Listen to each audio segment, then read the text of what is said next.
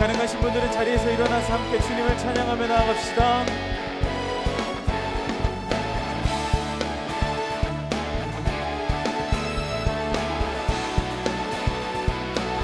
우리가 꿈꾸는 나라, 우리가 꿈꾸는 나라, 그것은 우리의 고향. 손에 잡히지는 않아도 믿음으로 그곳을 보내. 그것이 실존하기에 우리가 함께할 꿈을 꾸기에 아무것도 없는 자 같은 나, 모든 것을 가진 자로다. 우리 다시 한번 우리가 꿈꾸는 나라, 그곳은 우리의 고향.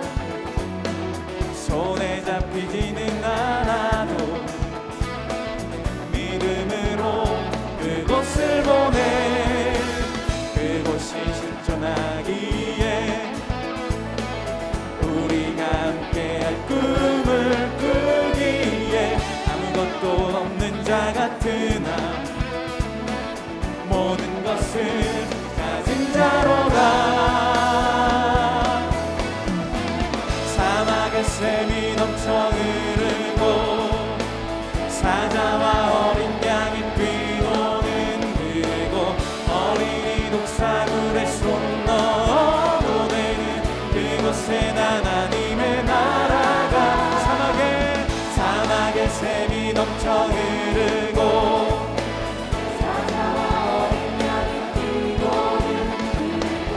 어린이 독사굴에 손 넣어 보내는 그곳엔 하나님의 나라가. 우리가 꿈꾸는 나라, 우리가 꿈꾸는 나라, 그곳은 우리의 고향. 손에 잡히지는 않아도 믿음으로 그곳을 보내. 그곳이 실존하기에 우리가 함께할 꿈을 꾸기에 아무것도 없는 자 같은 나, 모든 것을 가진 자로다. 사막의 샘이 넘쳐 흐르고 사자와 어린 양이 뛰노는 그곳, 어린이 독사굴에 손 넣어 보내는 그곳엔 하나님의 나라가. 사막의 샘이 넘쳐 흐르고 사자와 어린 양이 뛰노는 그곳, 어린이 독사굴에 손 넣어 보내는 그곳엔 하나님의. 우리 다시 한번 고백합니다. 사막의 샘이 넘쳐 흐르고 사자와 어린 양이 뛰노는 그곳, 어린이 독사굴에 손 넣어 보내는 그곳엔 하나님의 나라가.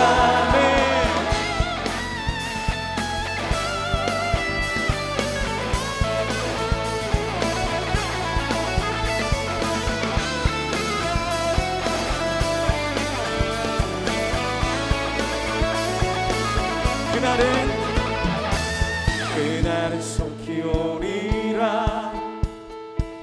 그날은 속히 오리라. 그날은 속히 오리라. 그날은 속히 오리라. 그날은 속히 오리라. 그날은 속히 오리라. 그날은 속히 오리라. 그날은 속히 오리라. 사막의 샘이 넘쳐 흐르고 사자와 어린 양이 뛰노는 그곳, 어린이 독사굴에 손 넣어 보내는 그곳엔 하나님의 나라가. 사막의 샘이 넘쳐 흐르고 사자와 어린 양이 뛰노는 그곳,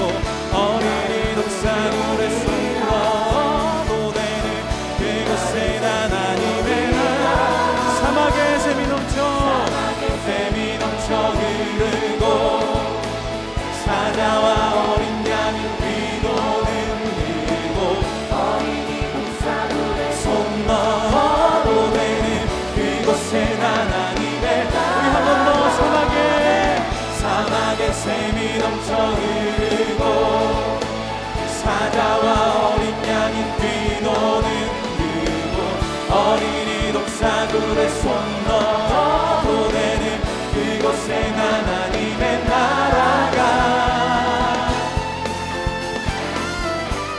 할렐루야. 예배 자리에 나온 모든 중등부 친구들을 환영하고 축복합니다. 여러분이 온라인으로 예배하고 있는 그 모습을 앞에 있는 번호로 촬영하여서 보내주세요. 그러면은 많은 친구들에게, 모든 친구들에게 기프트콘을 선물로 드리도록 하겠습니다. 성경의 배경이 되는 이 이스라엘에서는 많은 사람들이 목축업을 생업으로 가지고 있었습니다. 목축하면 대표적으로 떠오르고 기억나는 사람이 누가 있을까요? 맞아요. 다윗과 요셉, 많은 사람들이 있겠죠. 특별히 다윗은 어릴 때 목동이었습니다. 그렇다면 다윗이 잘 다루는 게 있었는데 그것이 무엇이었을까요? 맞아요. 물맷돌이에요. 그럼 다윗은 왜 물맷돌을 마스터했을까요? 짐승으로부터 자신의 양을 보호하기 위해서. 이 목동인 다윗은 자신의 양을 이 사나운 이리떼로부터 지키고 보호하기 위해서는 이 물맷돌을 잘 던져야만 했습니다. 그리고 요셉도 요셉의 형들도 양을 치는 목동이었습니다. 요셉의 형들이 세겜에서 아버지의 양을 잘 치고 있는지 형들을 찾아 나섰다가 변을 당했죠. 성경을 보면은 목동들의 이야기가 정말 많이 나오고 있습니다. 그런데 오늘 본문에서도 예수님께서 자기 자신을 소개하는데 이렇게 소개를 합니다. 나는 선한 목자다. 우리가 예수님을 믿으면서 가장 많이 듣는 말 중에 하나가 예수님은 우리의 선한 목자이고 또 우리는 그의 양이라는 것. 그렇다면 왜 목자라고 소개를 할까요? 이스라엘에는 이 목자 그리고 양이라는 게 굉장히 친숙했습니다. 우리 가운데에서 나는 양을 기르고 있다.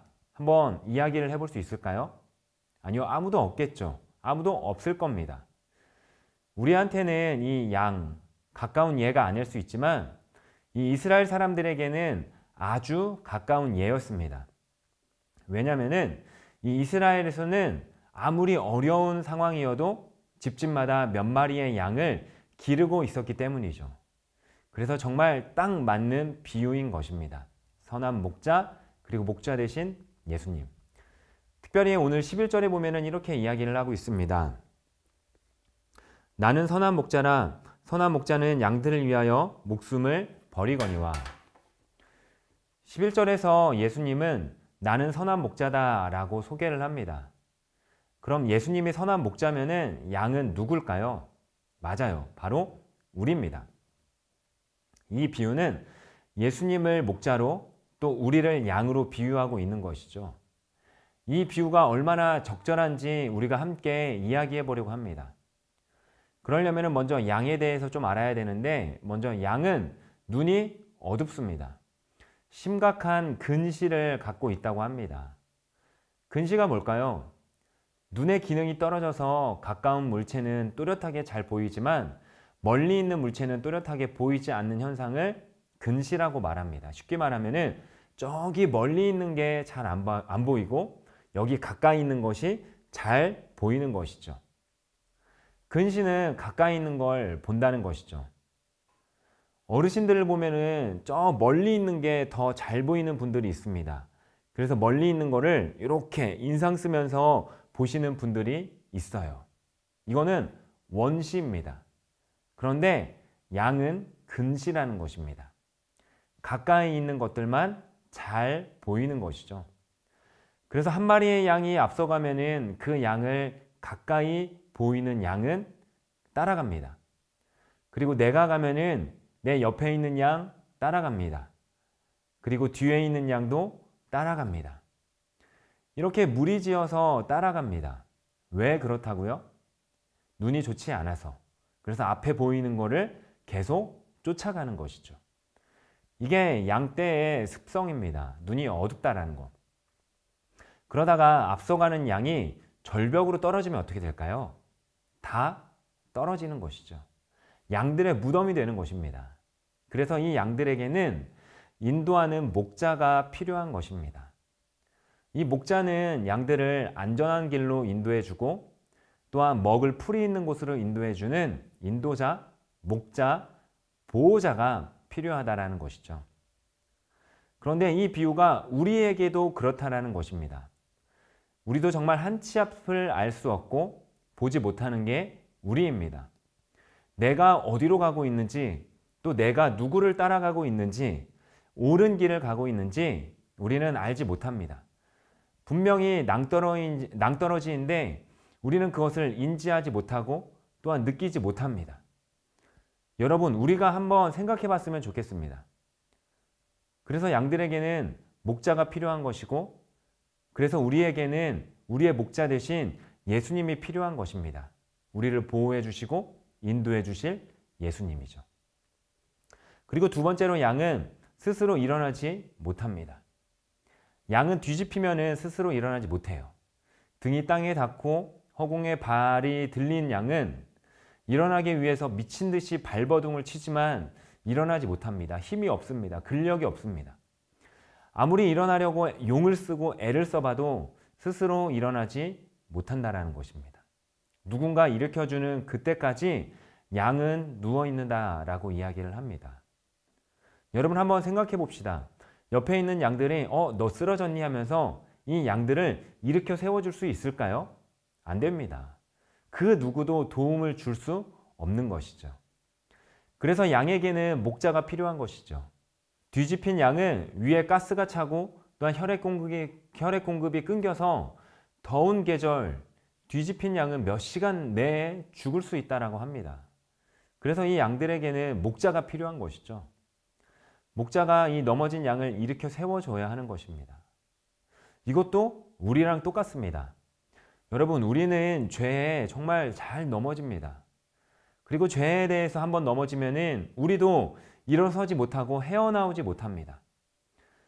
우리가 죄 가운데 있을 때 누군가를 찾습니다. 이거를 내 손으로 해결해 보려고 하는 것이죠. 처음에 스스로 발버둥을 치죠. 그러다가 지혜 있는 사람, 이 사람은 이것을 어떻게 생각하지?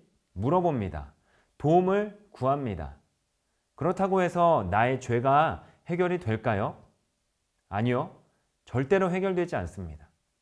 우리는 연약하기 때문에 넘어지면 쉽게 일어날 수 없습니다. 결국 이러다가 우리의 영혼이 죽게 되는 것이죠. 하나님과 멀어지는 게 죄인데 우리는 죄를 범하고 있고, 또한 하나님과 멀어지고 있고, 또한 우리는 거기서 회복하지 못하고 있고, 또한 넘어져서 일어나지 못하고 있습니다. 돌이키지 못하고 있습니다. 이 누구의 도움으로도 일어설 수 없는 것이죠. 그런데 우리의 목자 되신 예수님, 예수 그리스도는 다르다라는 것입니다. 예수님은 우리를 손잡고 일으켜 주신다라는 것이죠. 그래서 예수님이 우리의 목자가 되어 주신다라는 것입니다. 목자는 넘어진 양을 일으켜 구해주는 것처럼 예수님은 죄에 넘어진 우리의 인생을 180도 뒤집어 주신다라는 것입니다. 돌이켜 주시고 또 회복시켜 주시고 또한 회개하게 하시고 또 구원을 주신다라는 것입니다. 양과 목자의 관계가 우리와 예수님의 관계이고, 또 이거를 비유로 풀어가지고 예수님은 요한복음 10장에서 설명하고 계신 것입니다. 우리는 이 목자의 말에 순종하고 경청하는 것이 귀한 것인 줄 믿습니다. 우리가 이렇게 주님을 따라가기 원합니다. 주님의 말에만 귀를 기울이고 또한 주님의 말에 순종하면서 주님의 안내를 받는다면 바로 이 하나님의 나라, 하나님의 그 목장에 들어가게 될 줄 믿습니다. 이 목자 되신 우리의 주님, 예수님을 따라가면서 주님이 공급해 주시는 그 은혜 가운데 드넓은 그 푸른 초장에서 풍성한 삶을 누리며 살아가는 사랑하는 중등부 친구들이 되기를 주님의 이름으로 소망합니다.